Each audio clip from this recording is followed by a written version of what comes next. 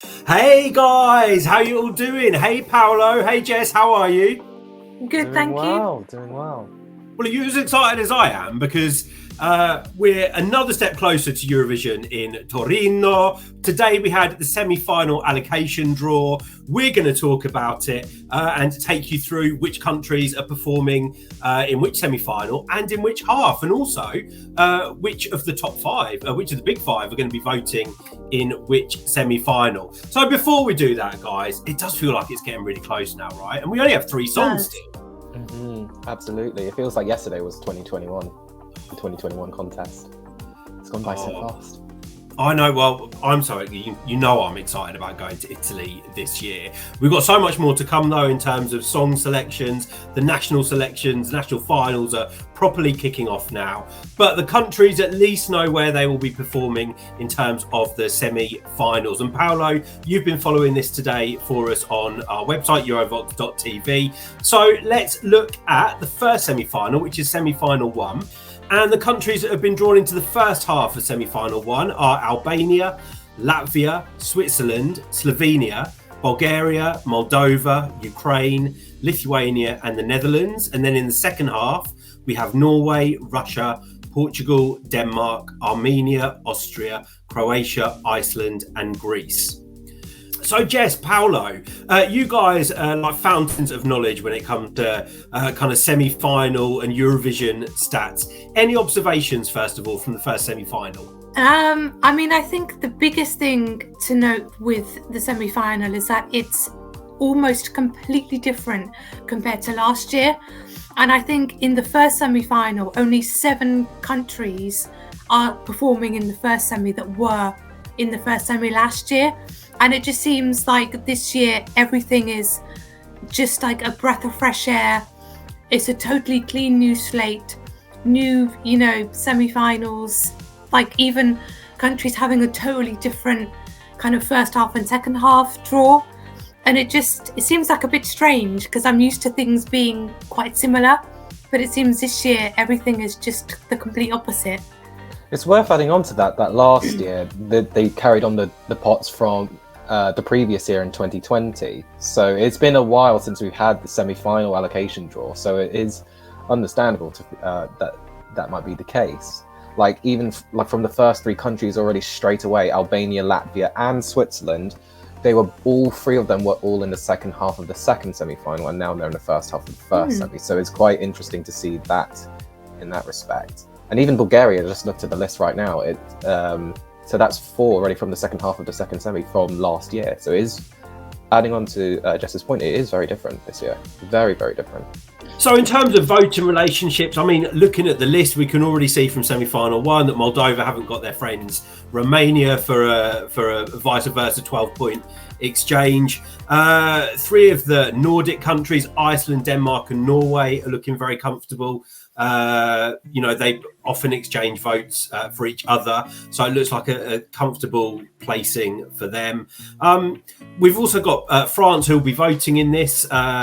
Will possibly be able to give their points to Portugal, because there's another voting relationship that we've seen over the years. But let's move on to semi-final 2. Semi-final 2 in the first half, we have Australia, Georgia, Cyprus, Serbia, Finland, Azerbaijan, San Marino, Israel, and Malta. And then we have in the second half Montenegro, Romania, Czech Republic, Poland, Belgium, North Macedonia, Sweden, Estonia, and Ireland. Any observations from semi-final 2? So the first thing that I saw was the fact that Ireland and the United Kingdom will be voting in this semi-final. This will be the first time since 2019 that the United Kingdom will be voting in the same semi-final as Ireland. So it'll be interesting to see if they will give their points to Ireland at some in any way, shape, or form, whether it's in the public vote. Any vote will do at this point, isn't it, guys? Yeah. So yeah, it'll be interesting to see where the UK's points will go to. Also, on top of that, Ireland and the United Kingdom traditionally give their highest points to Poland, and then all 3 of them are in the same semi-final. So it will be very interesting to see if Ireland and the United Kingdom give their top points to Poland this year, because traditionally they do give hefty marks to Poland. Yeah. Mainly because of the Polish diaspora. And also, they do that to Lithuania as well, which unfortunately misses out on this being in the first semi. Yeah, so another kind of voting relationship that is broken from the semi-final draw. I think the UK and Ireland tend to give high points over the years to Lithuania as well. Will they all be going to Poland? What if the UK gives 12 to Poland and not Ireland? The drama. I mean, I wouldn't be surprised. I wouldn't be surprised.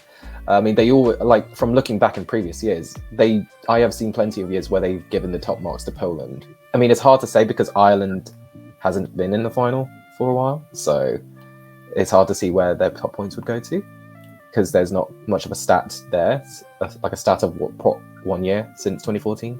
Also, Malta's in there as well. Malta's in there, and isn't there like a traditional, like a historic pattern of voting between Malta and the UK?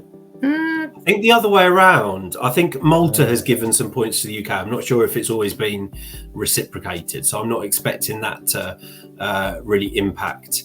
I mean, it depends on what song they send anyway, doesn't it? I mean, most of this depends on what songs send.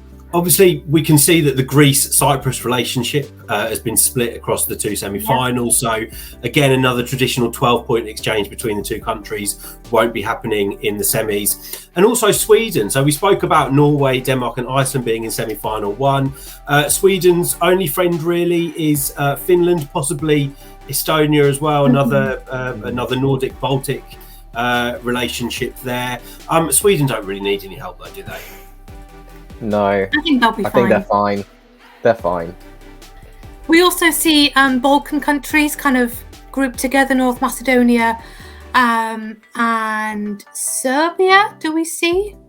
And Montenegro on top of that as well. And they typically tend to vote for each other quite a lot in Eurovision. And then obviously add Montenegro onto that as well. So yeah, it's interesting how they've kind of split those three countries together and then put Slovenia and Croatia in the semi, because it's like they've separated the countries that typically vote for each other, I find. But let's see if that makes any difference. I think Montenegro will be happy that they've got Serbia in their semi, because obviously they're returning this year. Last participation was in 2019, so they'll be hoping for some points from Serbia and North Macedonia, as you alluded to. We have to talk, we've already mentioned a couple of them, but we have to talk about an interesting fact around which of the big five countries are voting in which semi. So voting in semi-final one, we have France and Italy, and then voting in semi-final two, we have Germany, Spain, and the UK. Jess, what is the interesting fact about this? Well, in case anyone doesn't remember, Italy and France were the lucky ones of Eurovision 2021. They were the first and second countries in the final scoreboard. And then unfortunately, we had Germany, Spain, and the UK in last place in Eurovision last year, and they're all voting together again. So they're reunited once again. Yeah, well, let's maybe it'll be a switch up. Maybe Germany, Spain, and the UK will end up being top of the leaderboard in the final this year. Although I would literally die if ever I saw Italy in last place. But another interesting fact, if we look at qualifiers and non-qualifiers from last year as well, is that we have 8 countries that didn't qualify through to the final in Eurovision 2021 find themselves in semi-final 2, and only 5 non-qualifiers from last year find themselves in semi-final 1. So if you were to look at the non-qualifiers from last year, the fact that you've got the bottom 3 from the final that are voting in semi-final 2 is kind of like, let's hope that the fortunes change for these countries in semi-final 2 this year. But guys, really, we only have 3 songs, so it's always hard to kind of analyse a semi-final allocation and think about which countries will do well from it. A lot more will become clear when we see running order and we have all of the songs. Could you call a country that you think is particularly lucky from this draw? I mean, I guess Ireland have a good slot because they're in the second half. So if they get a good lot of countries surrounding them, that could be a good omen for them, I guess. Yeah, and again, the UK is also in that voting in that semi as well, so they do have that luck on their side. It's really difficult to say what's going to happen. Like, I remember in previous years, there were some semis that used to be like stacked with heavy hitters. Let's take 2018 for example. Like that was the semi-final 2. If my memory serves me right, they had like Sweden, Russia, Australia, and so many others. But if we cast back to 2018, it was semi-final 1 that was the heavy hitting semi-final.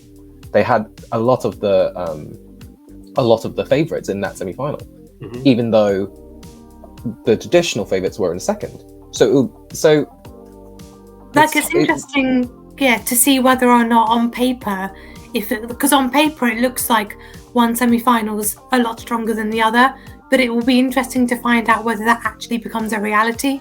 Exactly. We won't know until all the songs are out, which we have 2 months to find out.